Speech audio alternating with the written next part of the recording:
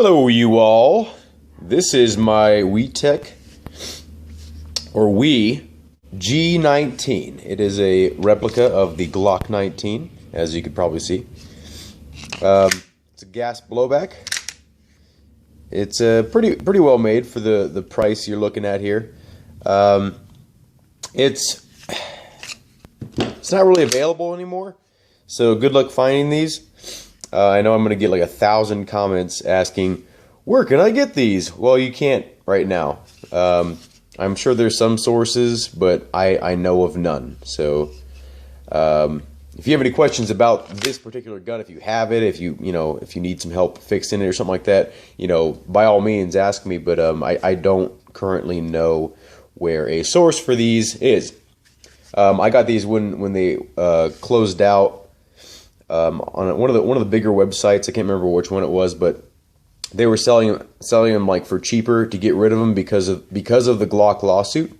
So I got a hold of one like at the last second, and then I went to check back on the page to order another one, and they were gone. So I mean, like, they were literally all gone in a matter of hours. So let's go over the features of this gun. It is a semi-automatic gas blowback. The gas is stored in the magazine.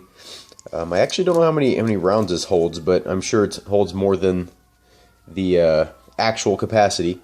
It comes with one magazine, and the magazines are made of metal, sort of a pot metal.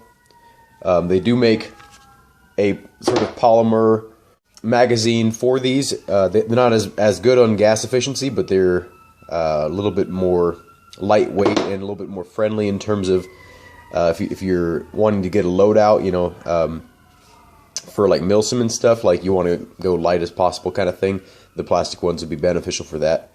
The plastic it's made out of is pretty good.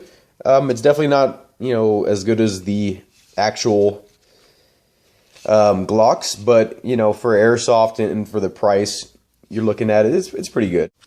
Let's go ahead and take this beast apart. You pull back on the slide a little bit, kind of get this little grip, pull back a little bit, pull down these takedown levers, and push forward. And there's the upper. It is a captured recoil spring, and there we go. It's not like the dual recoil spring like on the actual Gen 4s. They just kind of changed the texture on the grip and then the grip angle. And they didn't change really any of the internals for the Gen 4 models. Here's the barrel. There we go. And we'll check out the inner barrel. I have painted the tip of this. This is actually where the hop-up is adjusted right there, that little wheel. But I painted it black so you can't really see it when it's in there. Upper, the nozzle. This is pretty light. This is not a steel slide, and you can get those. The trademarks are not accurate to what they would be on the real version. The sort of laser engraving, I don't know if it's laser or if it's actually just part of the mold. I don't know. But they're not very deep, but you can see them. The texture on the slide is nothing like the real one. This sort of actually has a grainy feel to it, and the real one is completely smooth. Take a look at the lower receiver, or the lower assembly.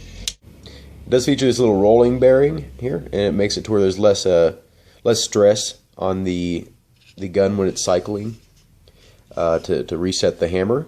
And it's not actually a striker fired pistol like it would be on the real one. It does feature the larger magazine release, and it is definitely great because like you don't have to break your grip anymore to actuate the magazine release. Like, you can just keep your grip and shift your thumb a little bit from the firing position to the the magazine release position, and it makes it very easy. The trigger is pretty much horrible, like it is on every single gas blowback gun, because the springs just aren't strong enough to provide that sort of crisp crispness to it. Now, right here, when you reassemble your gun, a lot of people don't know this, but there's a little opening, and it actually corresponds. See, there's like a little flat spot up top there. When you reassemble your airsoft Glock replica, you want the opening facing up, and it actually fits much better, and it's a lot easier for disassembly and reassembly. So keep that in mind. Reassembly is just the same in reverse, nothing special until it locks. Good to go.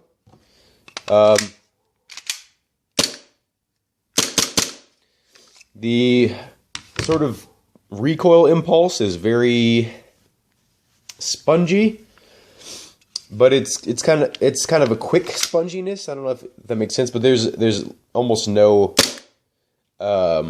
recoil, and it doesn't really take you off target necessarily, but it does let you know the gun is functioning, and it gives you more of a realistic feel. I'm not sure how popular AEG pistols are. I haven't seen too many on the field, but this would definitely be the better way to go if you're looking for realism, milsim and all that kind of stuff. Let's look at a size comparison, because I do have the G42 airsoft replica. I also have the real one, and I also have a real Glock 23. But what's the size difference there? If you can get a hold of one of these Glock 42s, I'd say go for it. These fucking things are awesome. I actually got the steel slide here for it. So I don't know if there's any gas in here. No. That's literally the last little Valiant bit of gas. Size comparison wise, I mean, this is tiny compared. This is the Glock 23. It's the same exact size. So literally all you're looking at in terms of difference, I've actually modified this to be semi-automatic only, and all the internals are actually out of a Glock 19. Actually a Glock 17. Besides, like, I think the trigger and stuff. But and I modified this because it was catching on my, at the time, holster, and I regret it now because I hate how it looks. But it still works. But the only difference between the 19 and the 23, well, in real life this would be, 40 caliber, and this would be 9mm. But in airsoft, they're the same size and everything.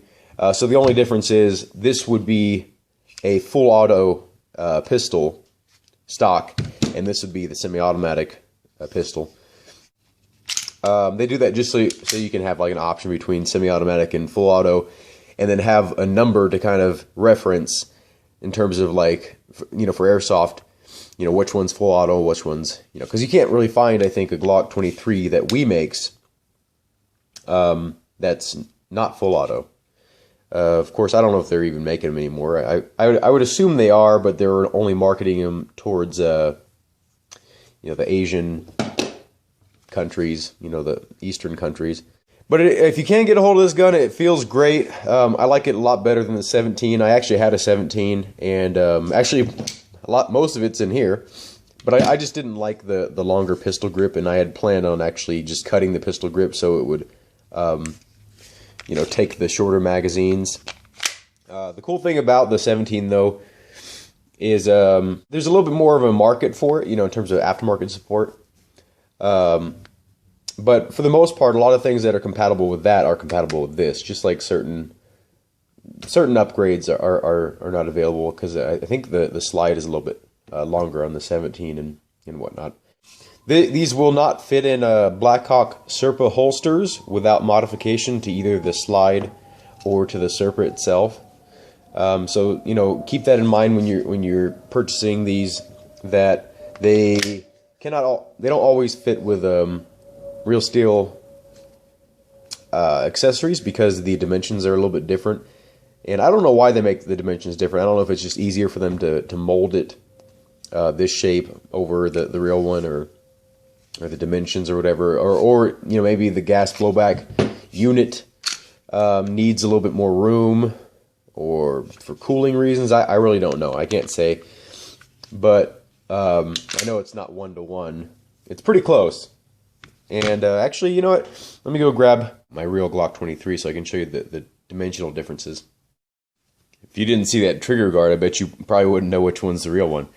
So this is the Airsoft Glock 23. Just joking, this is the real one. But it's a 40 Smith & Wesson. So the dimensional differences. Now this isn't completely fair because the Glock 23 is actually a little bit larger than the Glock 19. But basically it's the same size gun. And I just want to show you the differences in you can see that it's a little bit more rounded than the Airsoft version. I know this is about the Glock 19, but I want to show you this really quick. You can see some differences there, definitely. The length is pretty much spot on, although the outer barrel on the Airsoft version is a little bit shorter than the actual barrel of the real one. Can't really spot too many differences. It's pretty close, and I think it's just because let's see. Yeah, the Glock 23 is actually a little bit shorter on the real version. I know a lot of you are gonna be like, "You're aiming the gun at yourself." You know, I cleared it. I mean, I trust myself to clear the weapon before I'm handling it for a video. Okay, so I mean the weights of the frames. It's funny because the Airsoft version is actually heavier, but pretty similar. Pretty similar. It's kind of cool. And for those of you that want to see the real one on the Airsoft one, it doesn't fit, and vice versa. I think it just doesn't go.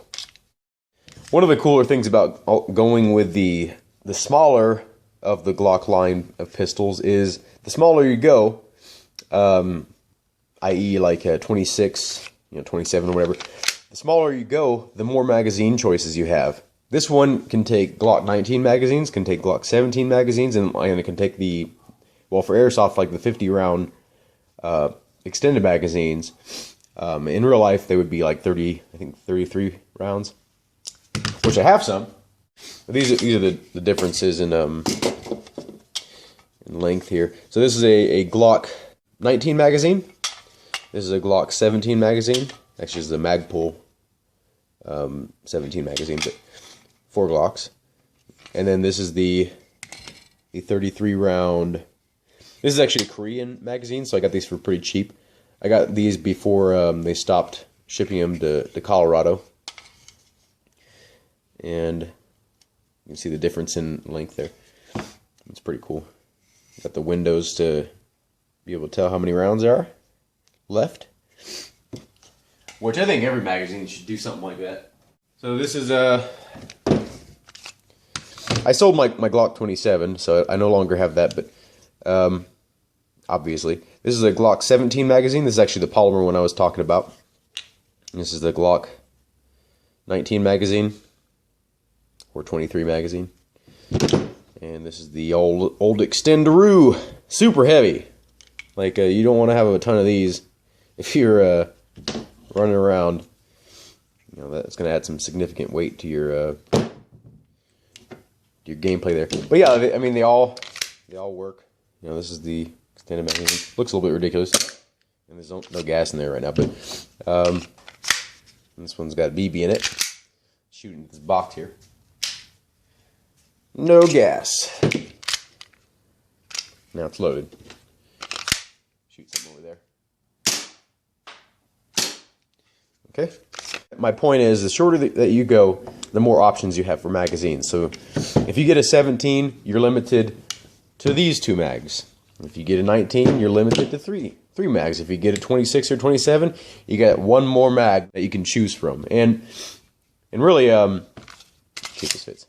That's funny. This Korean Real Glock magazine fits in the Airsoft version, but not the. Well, you know what? Let's see. Let's see if this magazine. Okay, the Glock magazine. Yeah, the airsoft versions don't fit in the. I guess that one will, but it won't. It wouldn't let me close the slide though, because the feed lip's there. Let's see. Maybe I didn't push hard enough. Nope, that doesn't stay. This one will probably. Yeah. Anyway, that's kind of cool. It's odd that the this one just slides right in. I wonder. it even locks the slide back. Let's see. that's great. Okay, this is the real Glock magazine in the airsoft version. That's great. That's awesome. I didn't know it would do that. Hey, if you like this video, please subscribe and please check out some of my other videos. I know a lot of my airsoft videos aren't catering to people that like firearms, and a lot of my firearms videos are not catering to people that like airsoft, but I think they really do go hand in hand. Hope you enjoyed this look at the Glock 19, or the airsoft replica G19 of the Glock 19. Please subscribe, please like, please comment, please share. All that good stuff, and I hope to see you in a future video. Thank you for watching.